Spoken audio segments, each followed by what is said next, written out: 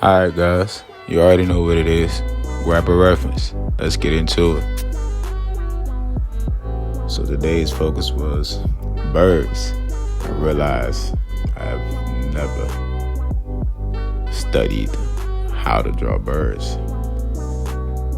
I always winged it, no pun intended.